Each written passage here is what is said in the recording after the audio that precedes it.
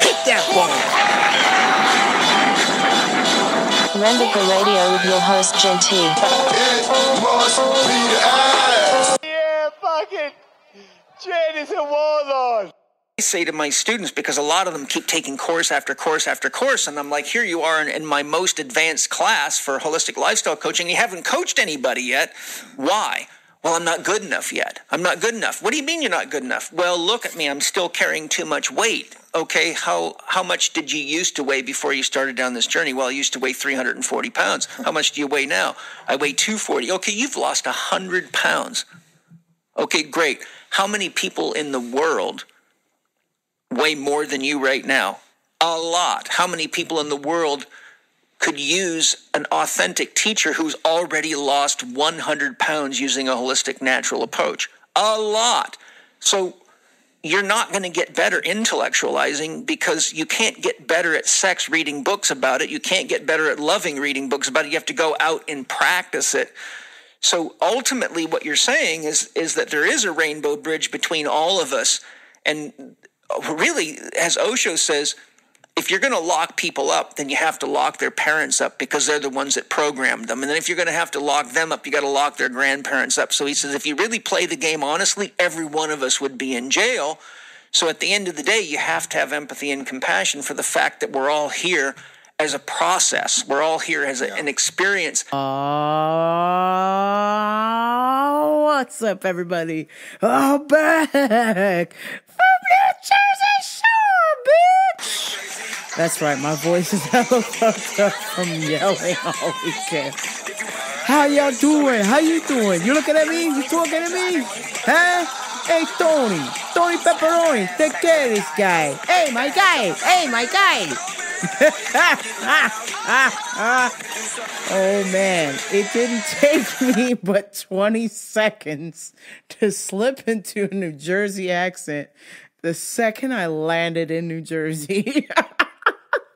I'm so embarrassed. Everybody back there who I met, who I engaged with this weekend is probably like, what the fuck with this person? Who's the California kid with the fake Jersey accent? I couldn't help it, paisan. I couldn't help it, paisanos.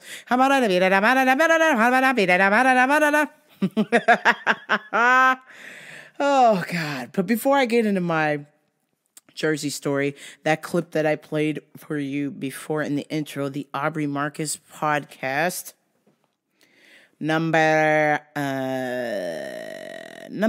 212 with Paul Chek. I had to play that for you guys because I was listening to that on the airplane and that shook me to a core. I'm telling you, I heard that and I went, "Meh?" This whole time, I've never been a fan of a few of the talents I have. One of the things that I like to do, or that I'm quote unquote good at, is helping people get their vitamins and all this stuff.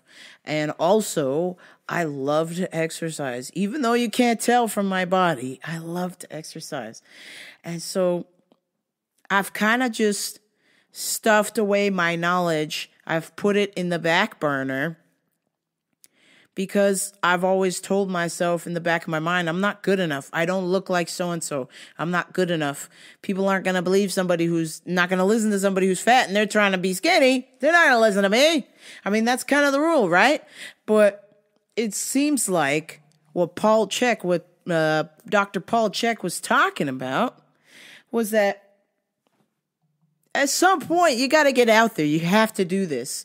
You might not look like, some six-pack, ripped, jacked personal trainer to the stars or whatever, but that doesn't mean there's nothing wrong with your mind. You know something. I have lost some weight. I am very active. I'm passionate about being active. Why can't I do this? This whole time I've been telling myself no, but when I heard that, I went, holy shit. I have an opportunity to say yes. I don't have to say no. That I am good enough. I might not be as good as the guy with the six-pack or as good as the girl with the six-pack, but I do have some knowledge. I have been doing this for 16 years. I'm not, I could get this done, but I've just been really not taking it seriously. I've been putting my talents on the back burner because I just didn't think I was ready enough, was good enough, and just feeling like, like this ain't working out. Like I'm at the edge here. And I've always gone the route of, no, you're not good enough. You need to improve, which there's always room for improvement. But like he said, if you've lost 100 pounds, there are plenty of people out there that are heavier than you that would love to know how to do that. So maybe if there's some kind of way for me to work with people who are heavier than me that want to be active, then I need to sort this out. I need to go and look towards this. Listening to that, it's like, whoa, I got a shot. I could do this. It's weird. It's weird when you have a certain belief and you're stuck in your beliefs, and then you hear something that kind of just shakes your core, that hits you right in the gut, like a body shot. And you have to go down. You have to take a knee. You're not standing up for a body shot. Them shits hurt. Just a small little body shot will drop most people. So I heard that and I was like, man, you know what? Fuck this. I've been telling myself for the last 16 years I'm not good enough, that it's not ready. I can't do this until I get this specific body or whatever, or look like this. And now I'm ready to make the push. I'm ready to make the big push. You hear me?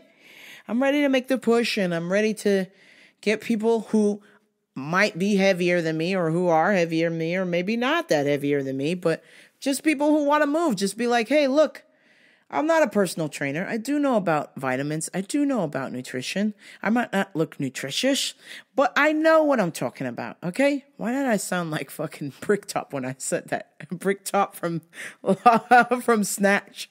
I might not look nutritious. Oh, call Errol on the phone. Tell him to bring over the Piggy Wiggies. I would like some tea with ice. Please.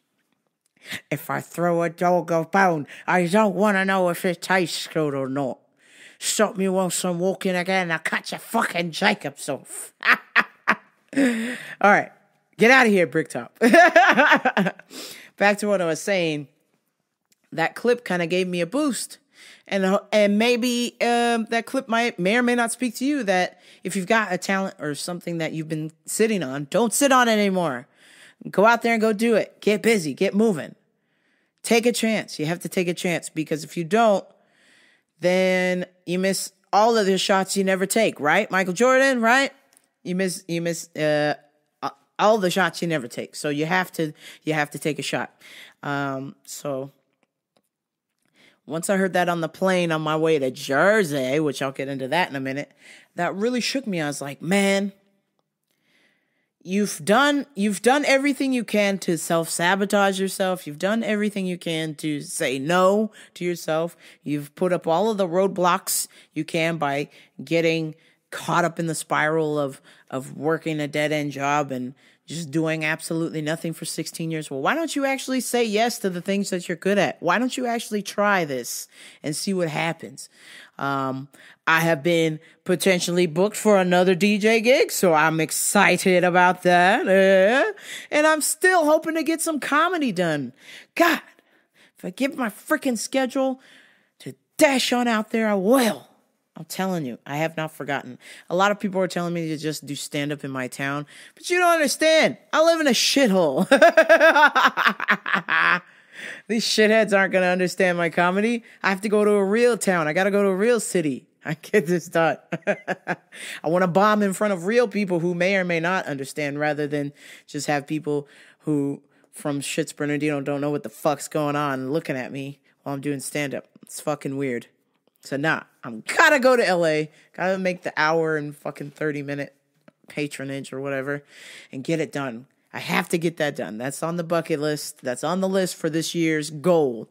But surprisingly enough, doing this DJ thing and slowly cranking in these gigs is having me want to take this more seriously with practicing. And I also saw that this DJ school company that I follow, who will literally teach anybody from start to finish how to DJ and do stuff and parties and all that stuff.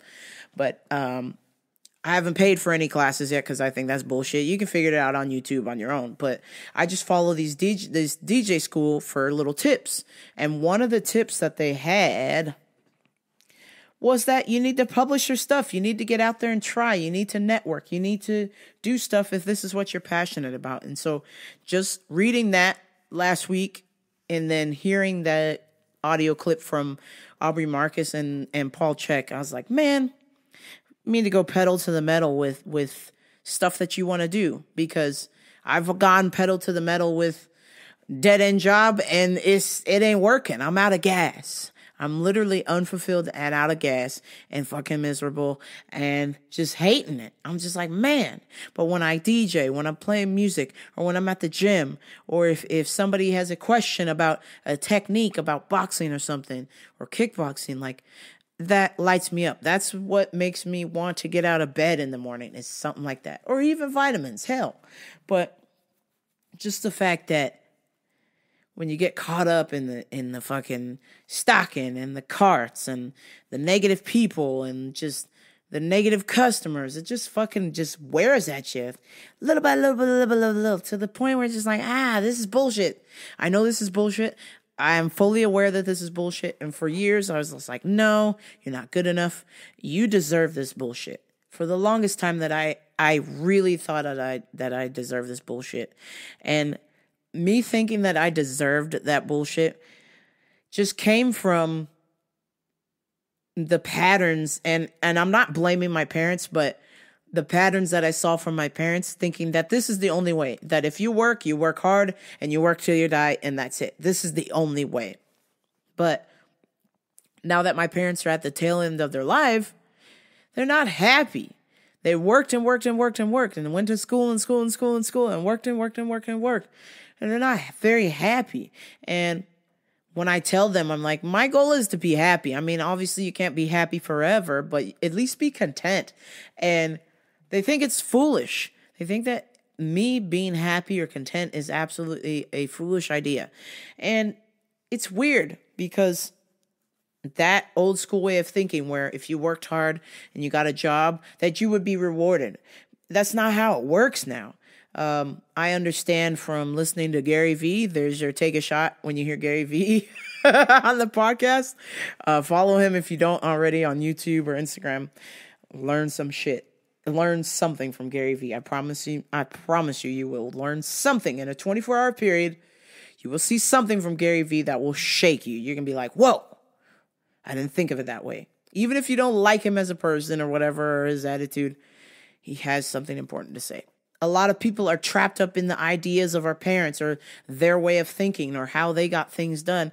And until you can be able to tune them out and really not listen to what they're saying and just do what you're passionate about, it won't work. And for the longest time, I've been listening to my parents and doing what they asked me to do, even though I'm 35 years old. When will my life be mine? I had to say to myself, when will my life be mine? It's enough now. You got to stop listening to them. It's enough now. They might have some advice to consider, but at the end of the day, if there's some sort of dream that I need to chase or that I want to go for, I need to not listen to them. That dream is important to me, and if it's not important to them or they're not passionate about it, cool, that's them. It's something I want to do. When I mentioned DJing, they were like, cringe. Comedy, cringe. No, just keep working at this job because you have benefits. I'm like, well, what good do benefits matter if I feel like shit every day? That means nothing. Oh, sure, you got great benefits. I don't have no fucking retire. I'm guaranteed no raises. No more raises at my job. Sounds dead end to me. Sounds like unhappiness to me. So I want to work for something that I don't care if I get benefits or not. That I'm happy, that's what I want to fucking do. So I'm going for it, guys. And I hope you listening to this, I hope you do too. It's time to put our go-go pants on, our big kid pants on, or if you're already an old ass person listening to this, at Moto Kenzo, then put your Depends on and get to it, man. Follow your fucking dreams, people. I'm telling you, this is like real shit. When you commit, like Uncle Joey says, Uncle Joey Diaz, when you commit to the universe will commit to you. So whatever you're trying to do, whatever thing you wanting to do, just go do it and fuck what anybody says. Obviously, you got to pay your bills, but take care of your bills. But don't let the cycle of just doing some dead-end job or working some job that you're miserable at just because it has good benefits keep you there. Why don't you have a job where you can paint and you're really good at painting and you paint so well that somebody buys your painting and you never need to work again, and stop trying to force yourself to do things you're not good at. That's my downfall, is just keep doing the same. I'm not good at this, but eventually I will get good at this. No. We need to double down on the things that we're good at. I've talked about this before on here. Double down on the things that you are good at and let that carry you. Let that carry you. So, when I mentioned mom, or speaking of parents, when I mentioned parents, specifically mom, I love her with all of my heart and soul, and of course would take a bullet for her. I love my mom dearly. There seems to be a slight problem if I start to go somewhere, whenever I'm going to travel somewhere, or if I've had some sort of life-changing moment going on, there is extreme resistance with my mother. She will start to give me attitude. She isn't as helpful as she normally is. And people have off days, but it always seems, and you have to be careful when you say always, but it always seems to come back anytime I get ready to travel somewhere or something major goes down in my life. Attitude. I get attitude. And so, like clockwork, it got down to the wire for my Jersey trip, and I had an emergency. I had something happen to my dog. And normally, the minute I mention my dog, anything's wrong, because this particular dog was severely abused, was hit by a car, had terrible skin condition. I mean, this guy was in bad shape. And both my mom and I were doing everything we could to take care of this dog. And now he's better. 10 years later, he's doing amazing. But usually anytime something happens with my dog or any dog, my mom's right on it. Hey, I'll come over, let me take a look, or let me see what I can do, or this, that, and the other. So, the Sunday before I left, something happened with my dog. It's a fucking emergency. And I'm on the phone with her, and she's just shutting it down. I was just like, oh, yeah, something's wrong with the dog. Oh, yeah. I'm just like, what? Whoa. Where's the mom that's like, I'll be right over in 5 seconds? I just told you something's wrong with the dog, and I can't do this on my own. I need your fucking help. Nada. Nothing. I got nothing. Now, all of my friends are like, your mom's the sweetest. Your mom's the sweetest. I'm like, yeah, that's because you don't have to live with her or engage with her. You don't get minimum of 8 phone calls a day from your mom, okay? So all of my friends are like, she's so sweet. Yeah, she's not calling you 8 times a day. She's not giving you attitude. So maybe not so sweet if you had to deal with that all the time. So anyway, like I said, I love her to death, but the attitude starts the week of the trip, Sunday. So dog's hurt. I ask her for help.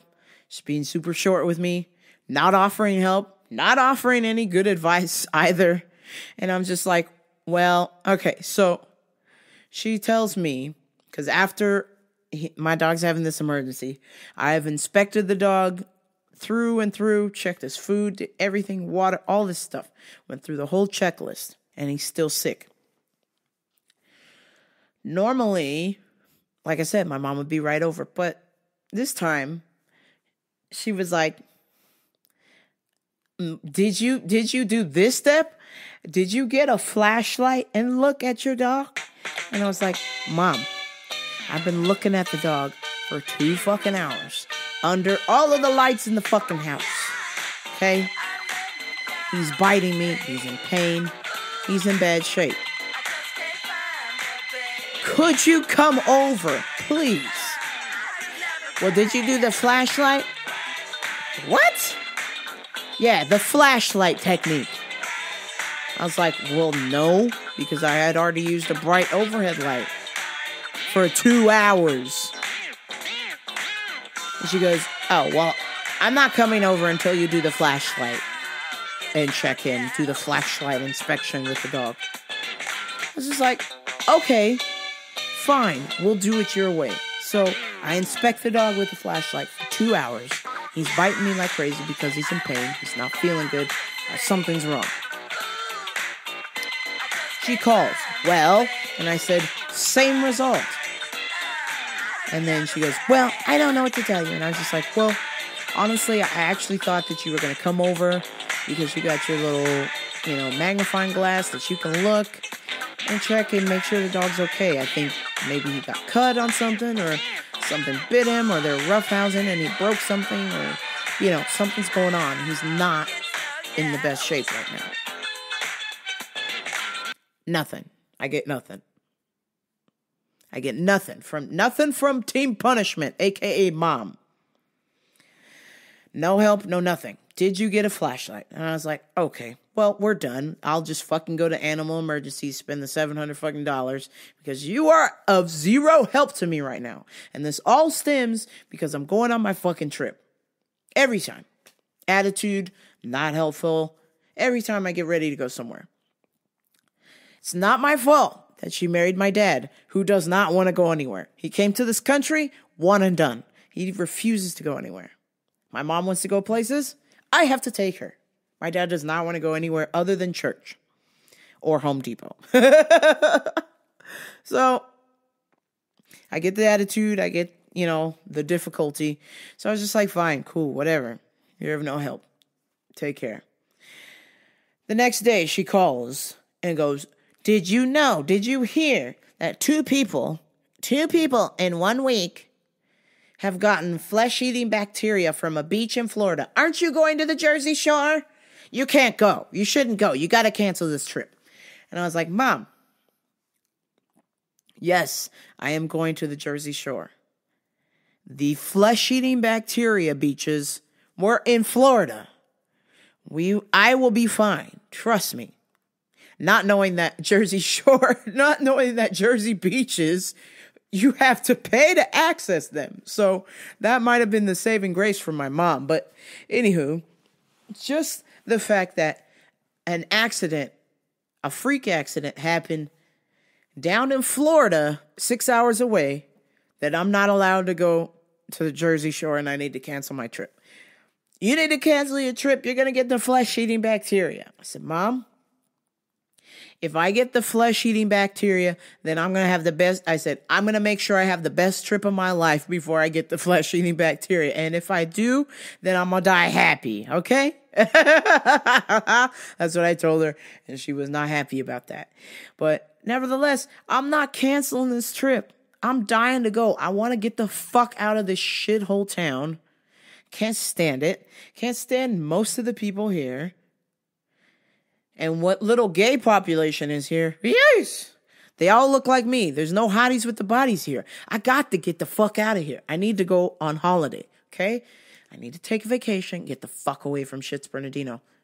Flesh-eating bacteria or not, tigers, anacondas, I don't give a fuck. I'm going to Jersey. I just said, Mom, okay, well, whatever. I'm going, so I'm not canceling this trip. So after that, we didn't talk for a few days. Hopped on the plane. But before I hopped on the plane, I had to go to work. God, I always do this to myself. So I set up a night shift that I worked in the night shift and then just went from the night shift to the airport. Fucking sucked, but I did it. But the gold mine of doing that was I got to see a homeless lady have sex with the bushes and the trees at my work. So I clocked out for lunch and was driving by and I saw a lady on all fours, bent over with her ass in the bush, bouncing it back and forth. and pulling the leaves out and like trying to eat the leaves and like spitting them out. And I was like, what the fuck is going on here? What is going on? This lady was like doggy style with the bush. I don't know, but she was like bouncing her ass against the bush and then like pulling the leaves out and like eating them and then sprinting them out and then just pulling on them. It was fucking crazy. And then went to go get my food, came back, and the bitch was fingering herself against the tree. And I posted this shit on Instagram at GNT523. Then proceeded to like make out with the tree. I mean, it was a whole situation. And I was like,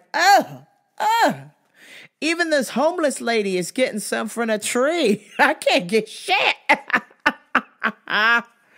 Oh my God. I was so embarrassed. I was just like, man, even this homeless lady's getting after it. I suck. I can't even score a coffee date with these chicks out here. Jeez. So I was in complete just hysterics that this lady was just having sex with these plants. And I was like, you do you, boo-boo. You do you. I'm just going to record you for a little bit and try not to get in trouble. And that's what I did.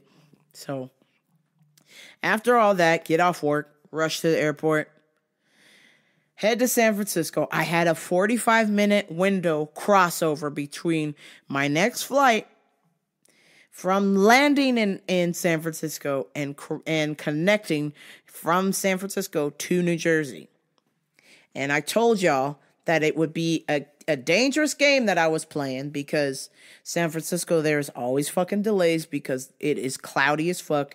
They can't see when they're landing in there. And if the wind is bad, they ain't flying the plane. It's just not safe. So had a slight delay, not too much, but he said we were on time. So we land in SFO.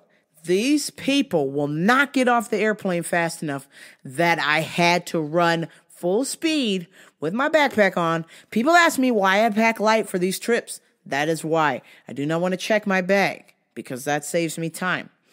And secondly, when these motherfuckers change my gate or make me late to a connecting flight, I need to be able to run. And then that's exactly what I did. I ran about half a mile to the other side of the airport to catch my flight, and I barely made it on time. Had I not run, I would have missed my flight. So, fucking motherfuckers, SFO, how dare you?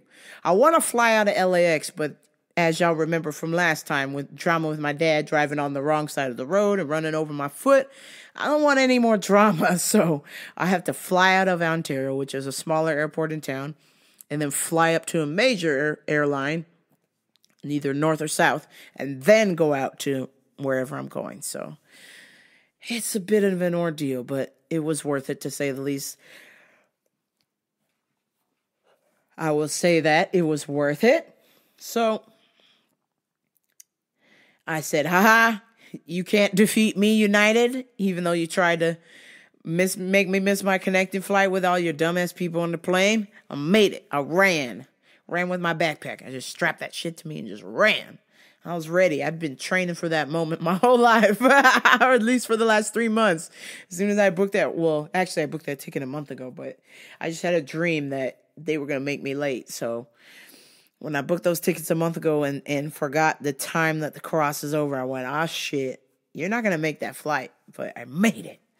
So we get on the plane and an Asian chick in the middle seat takes off her shoes and socks during a 5-hour fucking flight. Bitch, no. Excuse me, konnichiwa. Put your fucking shoes back on, ho. Yobaseo. She was Korean, so let me use the correct Korean shit.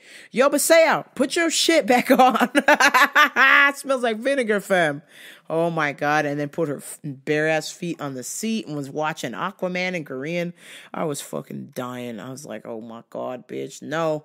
And to top that all off, I had breakfast at 3 o'clock in the morning. And I had to catch a flight. Oh, excuse me. Oh, fucking hell. So I had breakfast at 3 o'clock in the morning and then I had to catch a flight. I had not eaten and it was already noon. It was already noon and I had had zero food.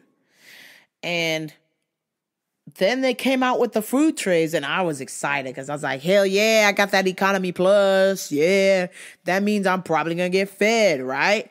Wrong. The fucking food line cutoff was right at my seat. And I was like, cocksucker, where's my fucking pasta? He's like, oh, I'm so sorry. I would love to feed you, but you're at the cutoff aisle, so I cannot give you any food. And I was like, what is this? Is this some white cunt's joke that us black cunts don't like? Because I ain't fucking laughing. Is this some white cunt's joke that black cunts don't get? Because I'm not fucking laughing, Nicholas. You can hook it up with a sandwich. Please have something, anything, pasta, cookies, whatever the fuck you got back there. I'm starving. And he's like, I'm sorry. And I was like, no. So we're about an hour out. We're an hour out. No, about an hour and a half out from Jersey, Newark, New Jersey. And Gma in my road, this grandma asked for food, and they told her no. Homegirl pulls out a sandwich out of her purse and starts eating it. And in the back of my mind, I was like, no, Granny, no! I'm hungry, bitch. Don't be eating no sandwich in front of me. This is torture. Oh, God. And she starts eating the sandwich, and she sees me over there, and she must hear my fat cries from my brain and must have known that I was starving. She said, hey, Rickson, I can't eat all of this sandwich. Would you like to have it? And I was like, hell yeah, G-Ma, pass it over. I was fucking dying. And I was trying not to eat anything because I was trying to save room in Jersey for all this good pizza and pasta and pie and cake and all the jazz. I was ready for all the good food, you understand? So I was trying not to eat, but damn it, after that 10 hours or so, I was starched. I was like, man, I need some food. I'm going to fucking die in this airplane. And G-Ma saved the day. She had pulled out a sandwich in her purse and gave me the other half. And then gave me a coffee candy, which tasted like cigarettes. I was like, oh, fuck. I'm going to have to pass on this coffee candy, Grandma. But, yeah, so Grandma saved the day. I was just complete. I was so upset. I was like, no, bitch, put that sandwich back in your purse. If I can't eat, you can't eat. Fuck you. But I was so grateful. She's like, I can't eat this whole thing. You take it. I was like, hell yeah. Thanks, G-Ma. Saved the day. And she gave the Asian girl a dirty look because she took off her shoes and put them on her seat. What the fuck, man? Put that shit on the floor at least. Stinks. So, as we're coming in, and we're about to land in Newark, New Jersey, which is right next to Manhattan. We're talking like a stone's throw away, like maybe 30 minutes, but it's a clear view of Manhattan. You can see everything. You can see the 5 boroughs. You see everything when you're landing in Newark. And as we're coming in and we're flying, and there's a little bit of clouds in the air, and they start to dissipate as we descend, I see Manhattan, and I'm just like, man, I made a promise to myself years ago based on all the riffraff I've heard about Manhattan. Too crowded, people are assholes, thieves, pocket stealing, fucking dickhead taxis. And the worst, the fucking rats. More rats than people in the city. Blech. I made a promise to myself. I said, I am never going to fucking Manhattan. Don't you dare go over there. Gross. Fucking subways with homeless people and pooping and piss and guys jacking it on there. You can't go. I said, I cannot handle that. I cannot go. So, as we're coming through the clouds and we're flying over Manhattan, I went, oh my God, look at how beautiful this is. Look at how majestic this shit is. This is the center of America right here. Everything. The melting pot for all races, all genders, all religions, everything. All in Manhattan. That stretch of land that actually used to be a landfill in 1800s. Manhattan used to be a landfill. That's why it's fucking sinking. but it was an island landfill. So, anywho, as we're flying over, and I'm getting a clear view of Manhattan, I'm like, man, no wonder these motherfucking New Yorkers are so tough. Look at this city that they live in. It's fucking beautiful, and it's gotta be hard. If you ain't hard, you're gonna get jacked in New York City. So, it all started to make sense to me why, they say if you can make it in the Big Apple, you can make it anywhere.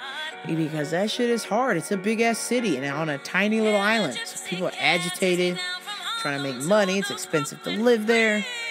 The whole works. So I was just like, man, what a beautiful city. And I started to hear that Alicia Keys song playing. New York, I've been down on women, dead on bed, I've been you.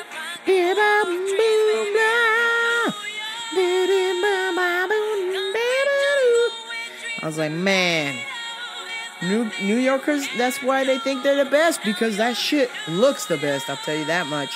But it was really impressive to see it from the sky, and then once I landed, once I was on flat ground, looking at it through the airport window, I was like, man, what a badass city. I haven't even been there, but I could just feel how strong New York is, specifically Manhattan. I was like, man, there's a lot of big timers over there. It was 4th of July. I'm flying in on 4th of July. And I saw where the Twin Towers used to be. They had one, I think it's called One Tower over there. And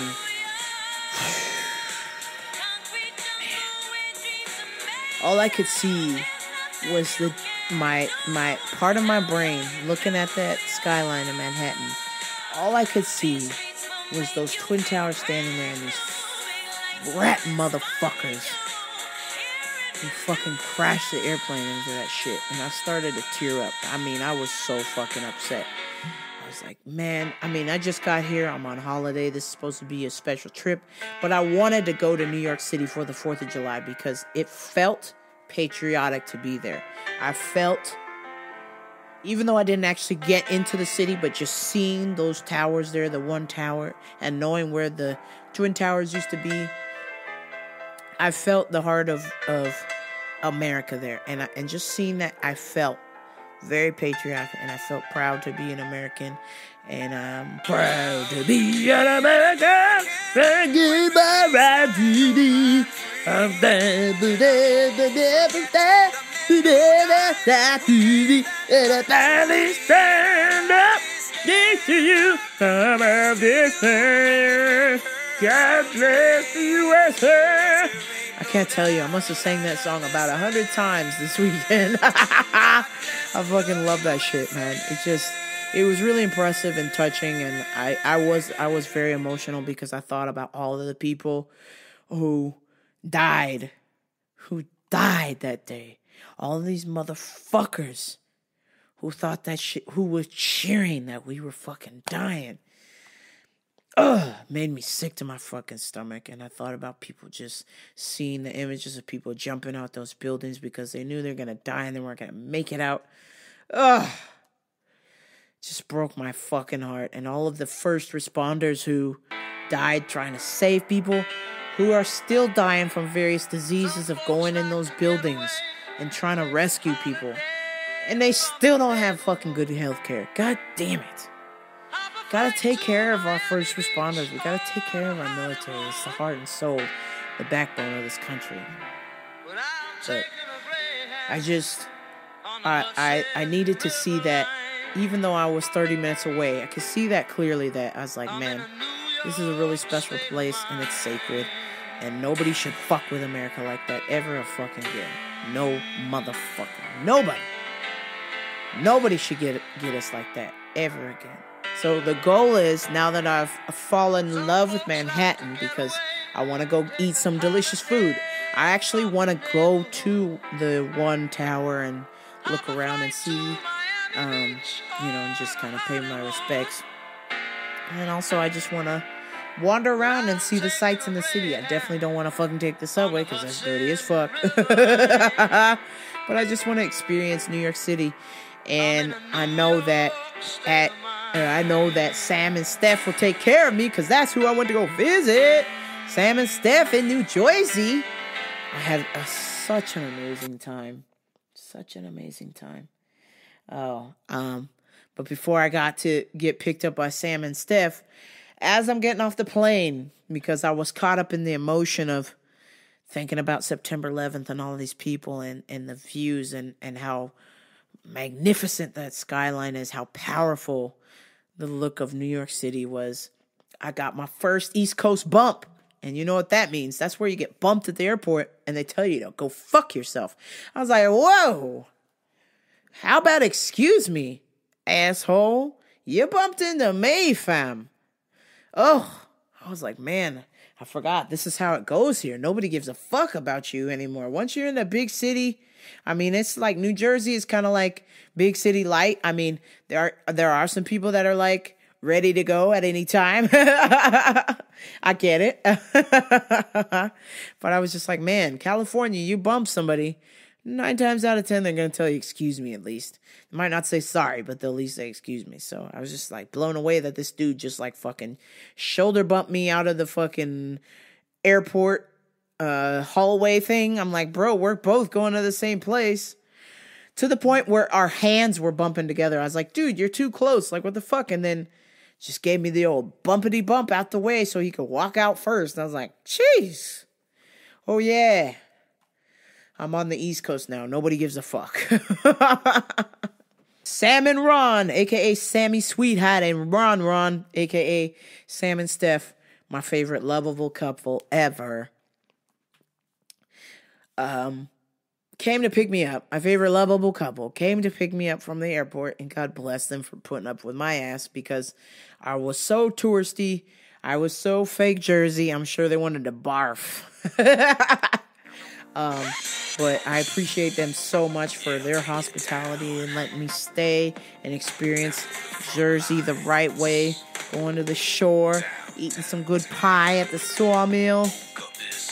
Having some bomb-ass cake from, I believe this place was called Dorsey's. I'm meeting some of their amazing friends and family. I had a blast. Then Twisted Trucker John was there. Alicia and Nick were there. I wish Woody could have come. I have to meet again some other time because I'm going to go back because I need a trip. I need just a separate day trip to go to, at least go to New York City for the day. So I have to go now. I have to see what all these big New Yorkers are talking about, how this is the best city in the world and yada yada. I need to see it for my, well, I did see it from my eyes, but I need to experience it. I need to touch it. Except for those rats. Keep them the fuck away. I tell you, Jersey, best pastas, best pastries, best pizza. Oh my God. If I would have stayed another day, I would have gained 20 pounds. I was just eating like a madman. Like just a crazy person. Any food put in front of me, pasta with vodka sauce. This is delicious. Let me eat the whole fucking thing. Sweet pizza, sweet sauce pizza. Let me eat this whole thing. Sawmill. Look at this giant slice of pizza, which is like the size of a whole pizza here in California. I ate it. It's like, man, this is amazing. This is the fucking life.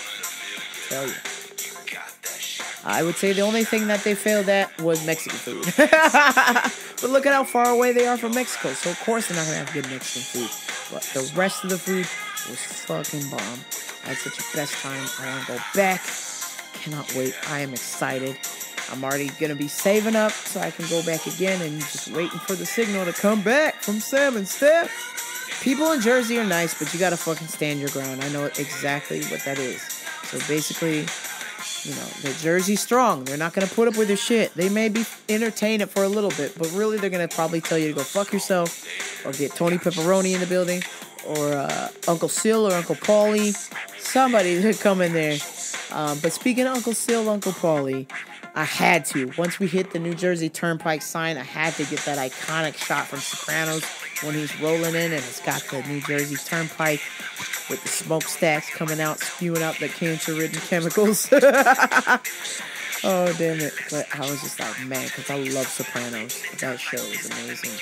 And so as that New Jersey Turnpike sign rolls up, I catch it and I put it to, woke up this moment, got yourself gone. I was into it. I was like, yo, this is my spot. I'm never going home. I love this. Except for the fucking weather. It's hot. It's as hot as California, but with a moist heat. Blech. Ugh. I put on my damn Mozzie repellent and sweat it all out, and I got bit 4 times. But luckily, thank God, Sammy Sweetheart had the pharmaceutical grade allergy cream, and I poured that all over my leg. No cellulitis. We good to go. No cellulitis. We good to go. So we went to drive around. We went to the Jersey Shore on Friday. I had such a blast. I discovered that the Jersey Shore is a lot like Oceanside. Trashy. But basically what somebody was telling me is that Seaside's like a drug-ridden place, or there's a lot of homeless migrants, and they stay in these hotels for $150 a week. But once summer starts, they are chased out of Seaside, and those very same hotels will run for $600. Ugh, crazy. But the biggest thing is we got to go into the Jersey Shore house. I'm going to the Jersey Shore, bitch. Get crazy, get wild, let's party, get wild. If you want to have fun and do something, crazy.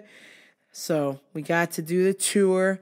The homegirl Sam paid for the tour. God bless her. It wasn't too bad. $10. It's a little bit pricey, but I think maybe $5 would have been the sweet spot. But quite shocked. I had an idea because I'm obsessed with real estate and housing and fixer-uppers. So I had an idea that the house itself was roughly from the 50s, and that, of course, the new plumbing that they had was from Vinny sticking his T-shirt down the toilet there.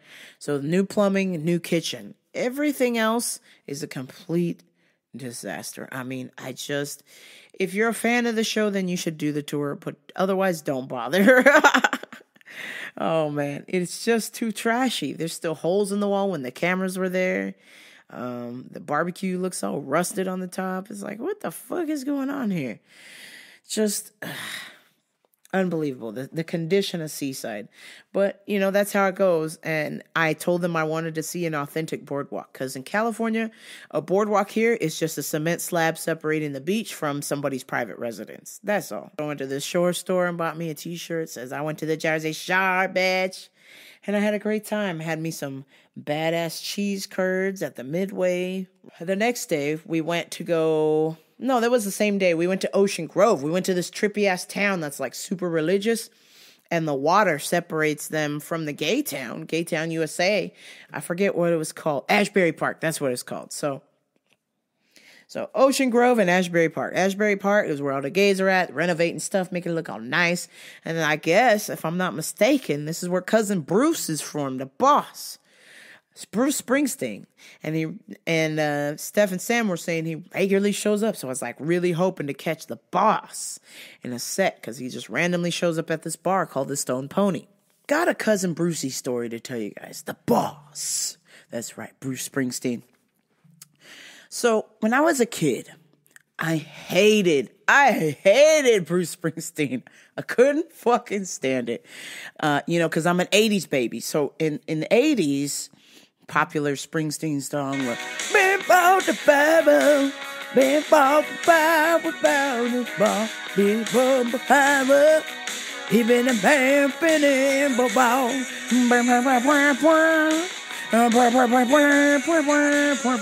Oh my God, MTV played that shit so much, I couldn't stand it. And the other one was like, "Boom, baby, do that, baby, boom." I was like, man, where the fuck is Metallica? I don't want to hear this Bruce shit. I need some Metallica. Or where the fuck is Guns N' Roses? Welcome to the jungle. That's all I wanted to hear. I wanted to hear Aerosmith. Right now, baby, da doobie. It's got bow, back and dip, do that. You got bow, bam. I didn't want to hear the boss. I was just over it. And they kept playing it over and over and over because it was hot. It was a hit. I get it. I totally understand it. So fast forward to 30 plus years later, I am in love with the boss, man. I fucking love the boss. I shout out to at Only10 or at I Love Avocados at, I forget his last name, probably blocked me. I think he quit Twitter, but at one point we're the homies. Mike at Only10 at Avocados. Mike used to do a live stream play show at night, one of my friends, and he would play Bruce Springsteen, and he was like, this Bruce Springsteen music was popular when I was in high school. And I was like, high school? And he's like, yeah. He's like, I was like, oh, so Bruce has more hits than from the 80s? He's like, hell yeah. So took me down, what is it, Miracle on Green Street, some kind of shit like that. But I fell in love with somebody.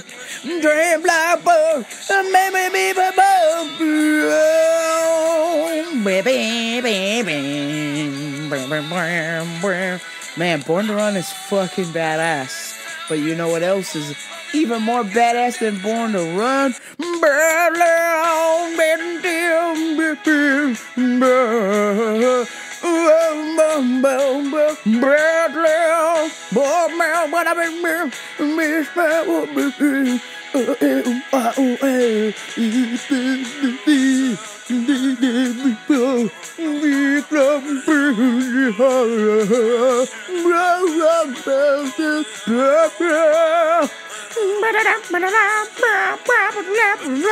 Yo, that song will give me this fucking stomp like there's no tomorrow, man.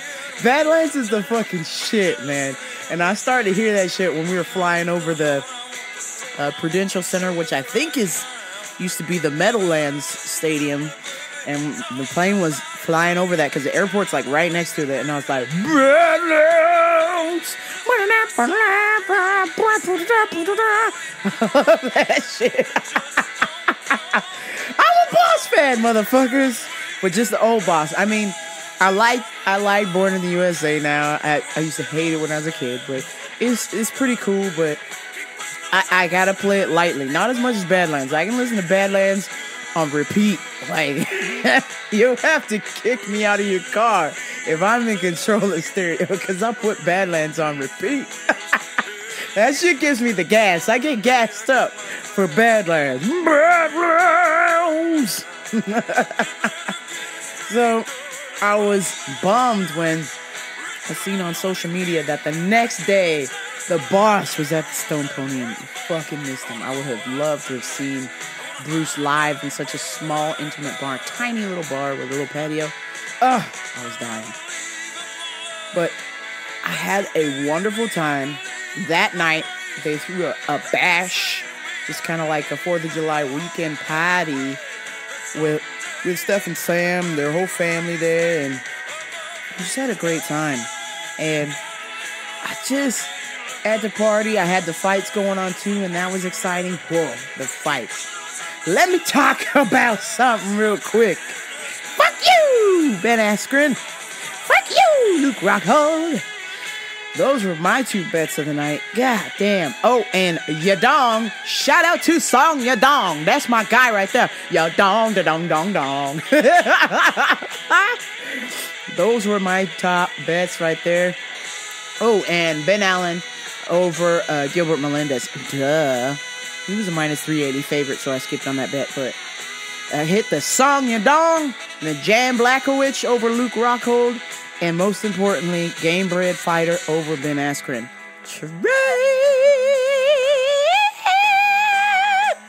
I was pumped. I was screaming. That's why my voice is all fucked up. I have no voice. Just had the best time, and I didn't want to go back. I was just like, once I got back to Newark Airport and got dropped off by Steph and Sam's friend, Crazy. Apparently who's crazy, so they call him Crazy. Crazy. Oh, sorry, she's cool people. Who else in there? Holy shit. Lady Diana. That's right. Lady Diana was cool. Lady Di was good. She and I was on the same team, the gay team. But no, it's not like that. Yo, we is like 2 man ones. I'm not down with that scene where the 2 man ones get together. No. There's got to be a girl man one and a lady man one. All right? Okay.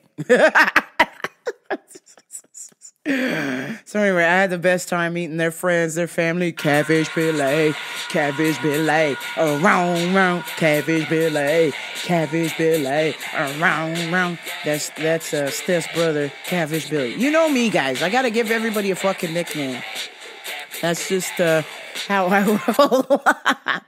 If you're good people and you take my nickname, I know you're good people. What I get scared of is people who don't like nicknames, and I got to talk to y'all about that. So, this person has officially quit my job, so I am free to speak full clip on this BIH. This motherfucker I used to work for, I'm going to leave his name out, but y'all can do the powers of fucking deduction. I got a problem with the phoniness. And the reason being is when this motherfucker started working for the company I work for, nice guy, quiet, loved to ride his bikes, was into cycling, super smart. And then this motherfucker gets promoted to being a manager and becomes a complete dick. I just don't understand it. It was not necessary. Anytime that you're in a position of power and you change your personality from who you used to be, tells me you got some weak sauce going on. Excuse me, sneezing over there. Oi! Fucking hell, I'm recording the show, man. Come on, sneezing on for my fucking live show here. Anyhow, tells me that you're weak sauce McGee, weak pants McGee, because you can still manage and be kind to people. You don't gotta be a fucking dick. And that's who this guy was. He just became a complete dick overnight. And I get it. You don't have to get along with everybody. You don't have to be everybody's friend. I totally get it. It's a job. And that's how this motherfucker saw it. But you can kind of have some fucking compassion, because guess what? There's going to come a day where you ain't doing what you're doing. You will have moved on, or you will run into somebody. You will need assistance from somebody. But if word gets around town that you're just a fucking dick, nobody's going to want to help you, fam. Nobody's going to want to be your friend. Okay? Case in point, this guy, he's in charge. He's in charge at my work. Okay? That's where it stops. If I saw this motherfucker on the street, you ain't in charge of shit, bitch. Okay? That's my indicator. If I can't give you a nickname, if you're just like, no nicknames, it's just this. It's just this. Like, oh shit, like we can't call you your full name. We can't call you, it's just it. Oh, okay, all right, cool, fam. Well, go on ahead, see how far that attitude gets you in life. Good luck with that. So anyways, back to what I'm saying. I was a little hesitant to give out Catfish Billy, but because I am amongst good people, unlike this other person, which is, thank God, they are no longer in my life anymore, and probably will never be. Thank God. I bet we are both saying the same thing. We never want to fucking see each other again. That's cool. Just don't put your fucking hands on me. That's all I'm saying. As it's not gonna be a good day for you, sir. Not that this person ever put their fucking hands on me, but I just know, I know my personality, and taking the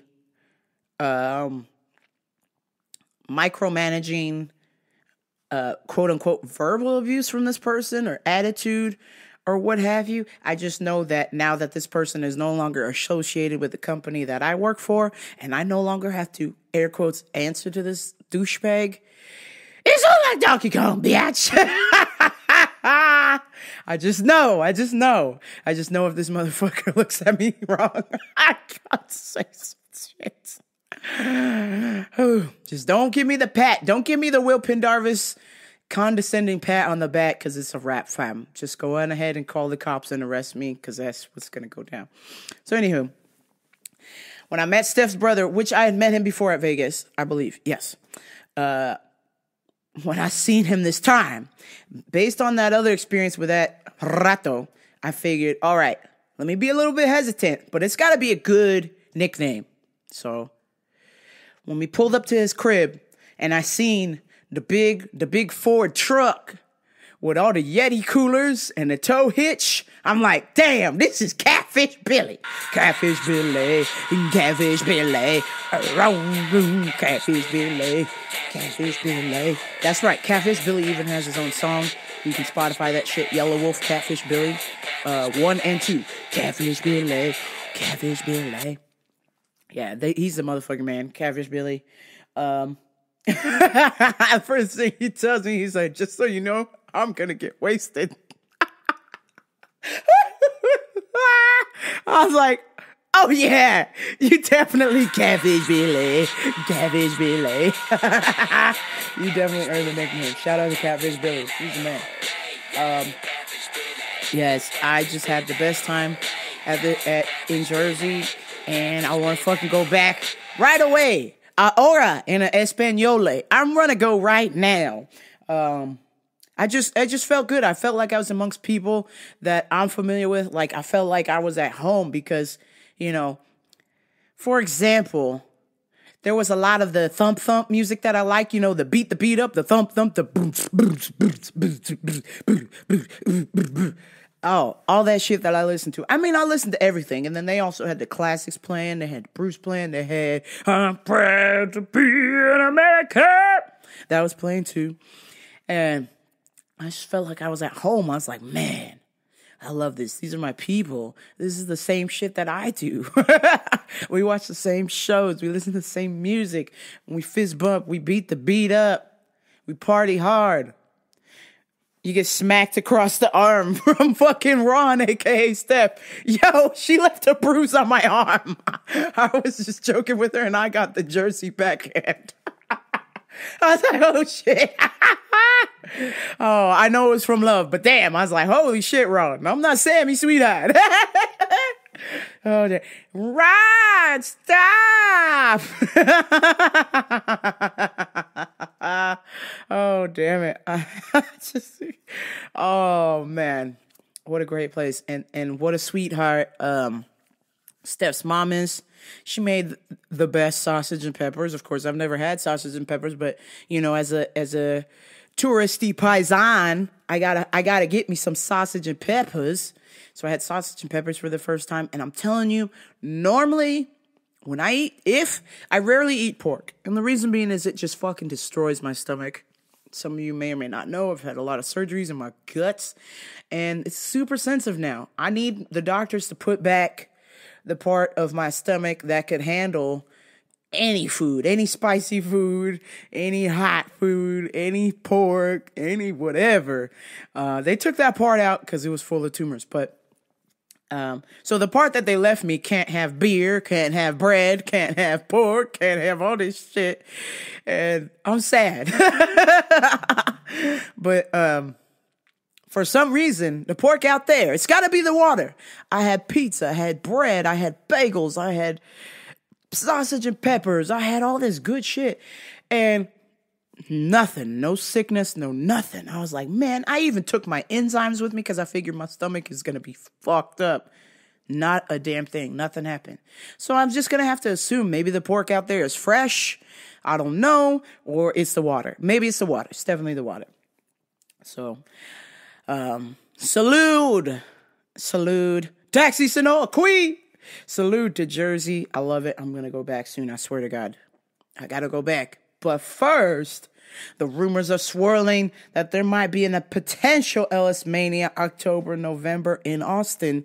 So you may or may not see me there. So let's fucking start saving now. Packing our bags, hitting the road for Ellis Mania Austin. I am long overdue for a trip to Austin because it's been about 20 years. So, and when I went, I wasn't able to drink or do anything there. So I'm excited to go to Austin and hang out with my friends and party hard. And I hope to see all your smiling faces there. So back at the airport, I of course, went to the wrong terminal. Whatever terminal you get picked up from is the terminal you get dropped off at. And I was like, nah, it's this one. She dropped me off. I was a fucking mile away. Mile and a half away, at least, from my terminal. And that shit was boarding quick. And I was like, uh-oh. I'm not going to make it. But then there was some kind of tram that you could take. And so I took a tram over and I fucking made it in time.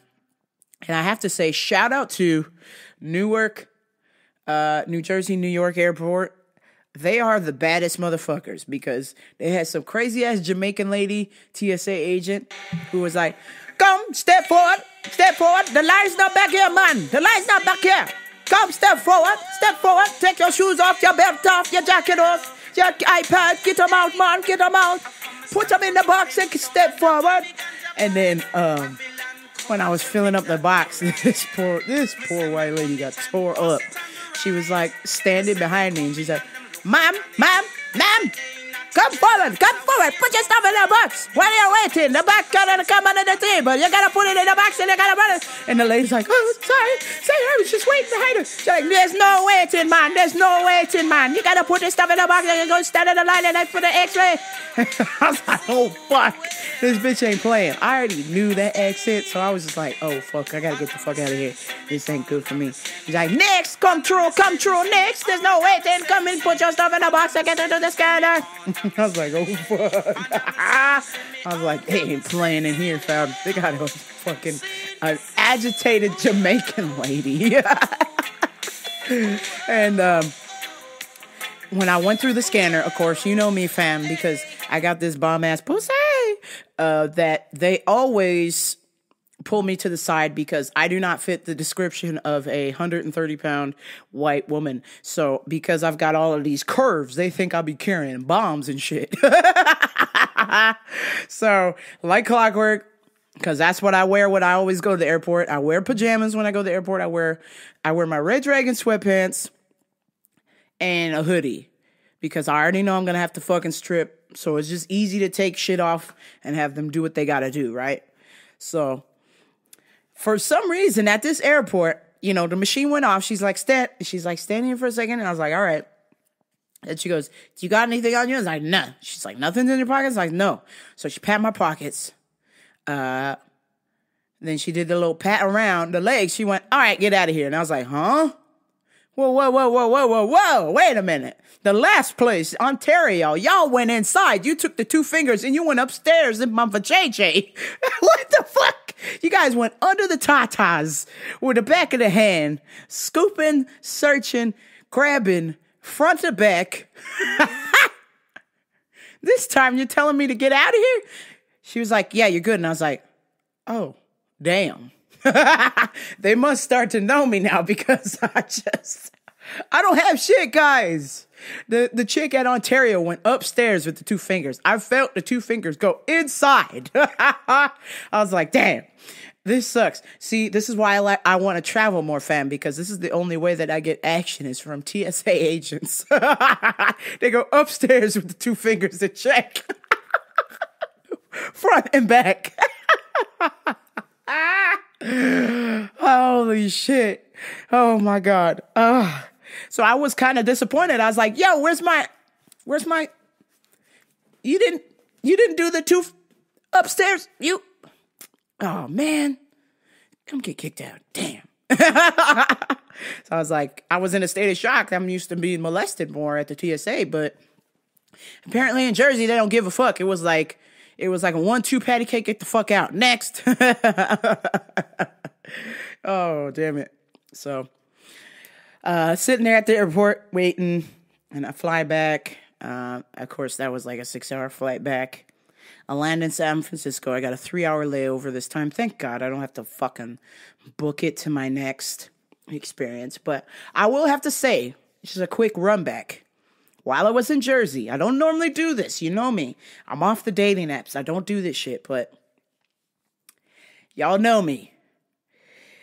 I pulled out to dating apps because I had to see what kind of Jersey Tinderellas were out there. Whew! They got some smoke shows out there. Italiane, Paesane, Dominicane, Colombiane. Whoa, whoa, oh, oh, Boricua, Morena, Dominicano, Colombiano, Boricua, Morena, Colombiano, Dominicano. Oh man, I was like, woo! Man, there's some serious tenderellis out here. What's good? What's good, Jersday? And of course, I was getting the hits from Manhattan too. I was like, yes! Yes! But, you know, of course, nothing panned out as usual. That's how these dating apps work. It's just nothing but time wasting. But there were some funny ones, like one of the girls said, yo, I am a young tenderoni who does not like manly girls. Don't waste my time. I'm like, why are you calling yourself a pepperoni? What the fuck? Oh my God. The state of dating. Listen to me. If you are coupled up, wifed up, husband up, gayed up, booed up, you make sure you do the following thing. That you suck your husband's dick, you suck your boyfriend's dick, you go down on your girlfriend, you get all in the vag, male or female, boy or girl, boy, girl, girl. You make sure you take care of your partner, because I'm telling you, this fucking dating in 2019 is absolutely dog shit. So do yourself a fucking favor and take care of your partner. Do whatever they say. Don't ask questions. Agree to disagree. Make sweet love to each other. Steak and a dick suck. Taco Tuesday. Get down in there. For God's sakes, do not fuck this up. Because if you do, you're going to be at the gates of hell with me. Your dear host, Rambo Pro. And this shit sucks, fam. I mean, the amount of games these girls play, the amount of bullshit these girls got going on. This, you don't make $50,000 a year, I'm not talking to you shit. You don't look this way, I'm not talking to you. I mean, it is just out of fucking control. I can't, it makes me mental. That's why I got off of it. But for the holiday, obviously, and I was in another town, I just wanted to see how the East was living. How you doing? There was a bunch of older mommies out there. So yeah, I had a good time. So in San Francisco, because I had already gotten that dopamine high from looking at all these Tinderellis and these Bumbalinas, I had to pull out the dating apps again. I had 3 hours to kill. I should have mixed. I should have been practicing my DJ stuff, because I haven't been doing that in a minute. It's been about a week. I'm dying. Pulled out. Of course, we're in San Fran, so my chances of scoring a Ola mommy, a real Ola mommy, are 1,000% higher in San Francisco. So, because most of them are on my team, so I got a little bit more of a shot. So I was just going through scrolling for about an hour and a half.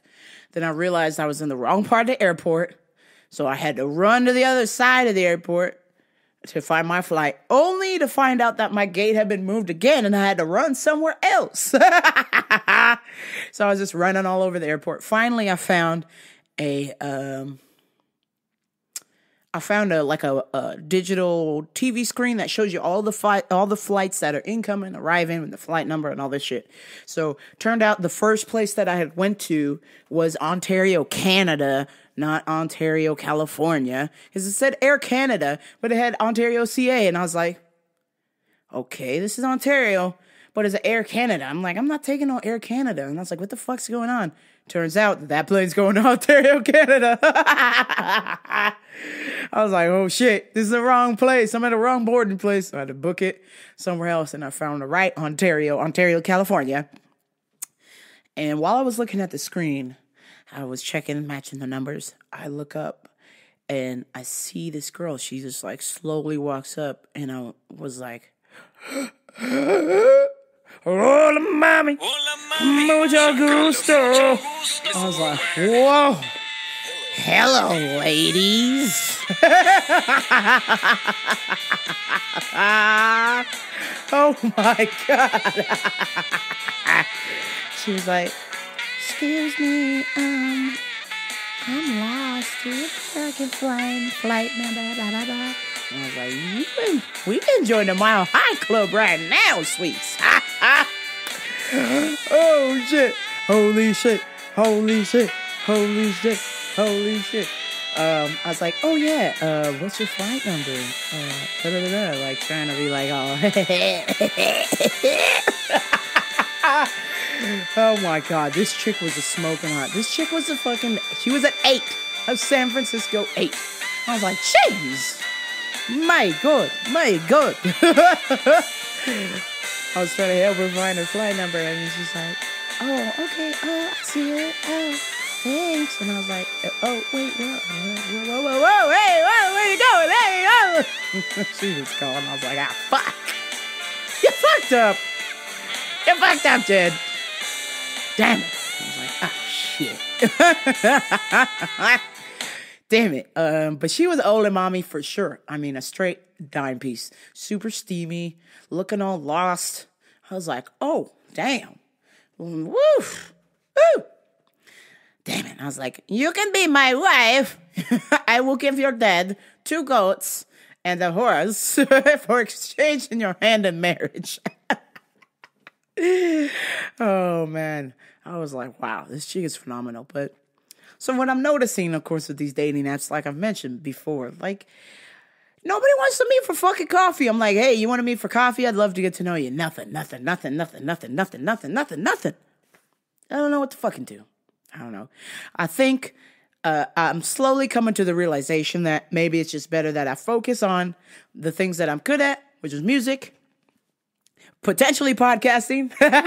I don't know. The first half of this podcast might have sucked. But this last part's been good. Music, podcasting, trying to be nice to people, trying to lose some weight. I mean, I'm not very good at that, but but I'm trying, fam. That's all that matters. But yeah, I don't know. I'm just like, I'm in this dating limbo where I almost just don't give a fuck. Like, I'm like Max Blessed Holloway. It is what it is. I feel like I'm just gonna be that old ass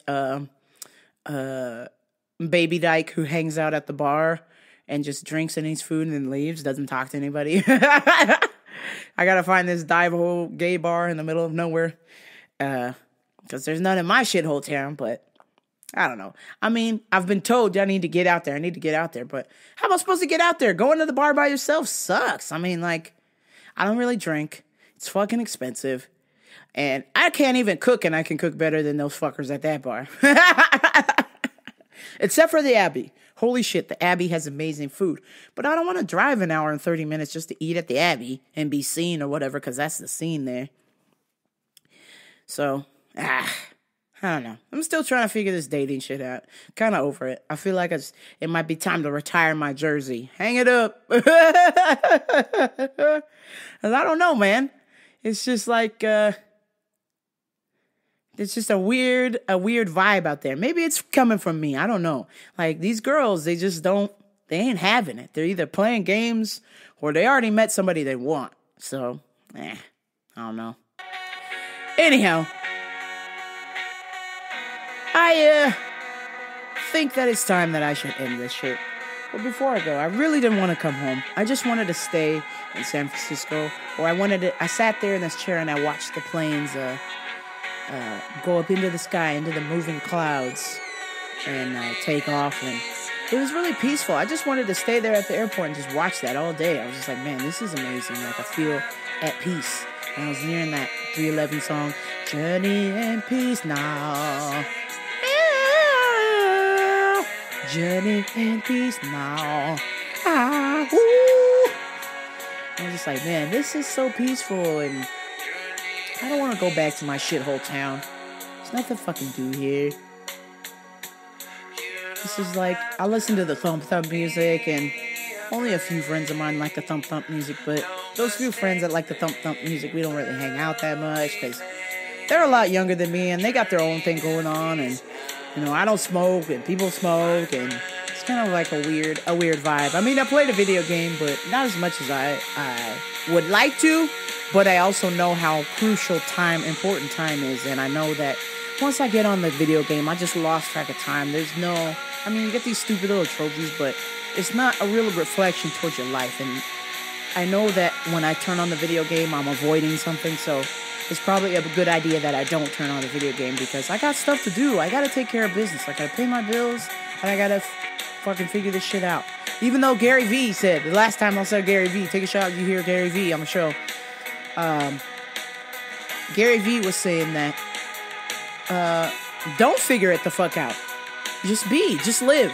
So that's what I'm going to do. I'm going to try and work on just living and maybe a little bit less trying to stress myself out trying to figure it the fuck out. Because that's all I've been doing for the last 6 years is trying to figure this the fuck out. I'm like, why isn't this working? Why isn't Mrs. Right here? Why am I not making enough money? I'm all right with money. I don't need to be rich, but the job that I do, I could get paid more. Actually, I could get 3 times more if I did it privately. And me doing it privately, I've been kind of putting that off, but I want to make the big push to start getting that taken care of and stop trying to hold myself to this crazy-ass standard like Paul Check was saying at the beginning of the show. Just do it. Just go do it. Who cares? Just go do it. So, before I go, please like, share, and subscribe to Ramble for Radio, RambleForRadio.com. And if you is a homosexual, just sweet homosexual, and you live in a shithole town, get the fuck out of there. Go travel. Go be with other gay people or like-minded people or peaceful people. Go to concerts. Go travel. Go see things. Go to art exhibits. Go to racetracks. I don't fucking know. Go to boxing fights. I don't know. Just get the fuck out of your shithole town. Because you're not going to feel better in your shithole town. Granted, I live in this shithole town because it's cheap to live here, and that's about it. So, the money that I save living in this shithole town, I'm putting that towards traveling now. I'm putting that towards things that I'm passionate about. So, that's what you got to do. Save your money, live in your shithole town, or move. Move to a place where you're comfortable. Maybe you'll pay more money, but you'll be able to do cool shit. So, you don't have to figure it the fuck out. See? Look it. That's the fucking man telling me I need to figure it out. You don't have to figure this shit out. You just got to be happy. So, shout out to Gary V. Take a shot. Let's see if I got any sound clips for y'all. The sounds of Jersey. Here we go. Fist bump. We got it. We fist bumping. Hey, Oh, God. God bless it. God bless New Jersey. I'm probably the only motherfucker who wants to go back, but I loved it. And on that note, it is time for me to go. I am late to work. Excuse me. I'm late to my job that I have for benefits only and vacation. That's it. Please like, share, and subscribe to Ramble for Radio, RambleForRadio.com. Tell a friend, but only if they're cool. If you don't like the show, tell somebody who you think won't like the show either. I just need listeners. I don't give a fuck if you like the show or not. Because it's my life. This is my life. And I don't give a damn. Oh, no, seriously. But if you do like the show, that's awesome. I appreciate y'all. I'll give y'all hugs, steak and a dick suck. Oops, just kidding. Ask your girl for that or ask your man for that. Not me. I don't do nuts. Oh, God. This is Ramble for Radio. I'm out.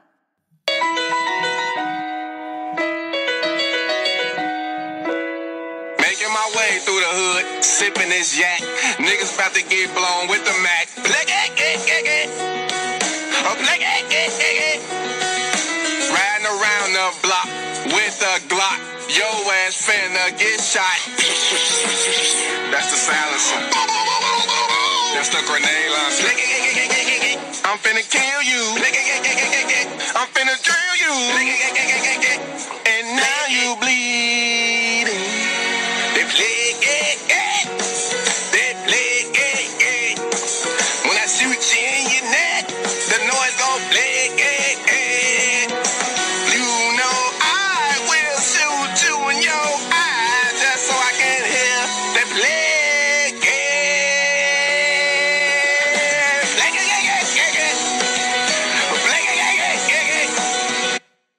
You know how many people think they're supposed to have their life figured out at 18, 22, and 30 when the parents that are putting pressure on them to figure out their lives don't have their lives figured out?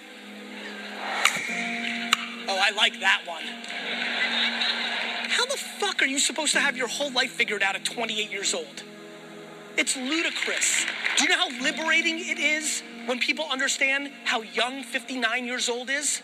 We have such interesting macro theses in our society that are crippling people. And the reason there's so much anxiety in the system now is we're all living our lives in public forums and now taking on more judgment, not less. I don't hear any of you. Life is basic. 99% of this audience is doing shit because they value somebody else's opinion more than their own. If I sat down with all of you one by one, I could figure out every dumb thing you're doing and trace it back to you're doing it to impress somebody or to prove somebody wrong. It's the biggest mistake you can make, and if you leave here with anything, the second you can get quiet in here and stop worrying about the judgment of others, the second shit starts actually happening. That gets even harder in today's new world of living publicly. It's true. And when, over the next 50 years of my life, I figure out how to produce more communications to help you not hear it either, that is when I will start having more significant impact. Because when you don't hear anything, and I don't mean from just Fatty Pants 63, I mean from your dad. I mean from your spouse. When you stop hearing things, shit gets remarkable.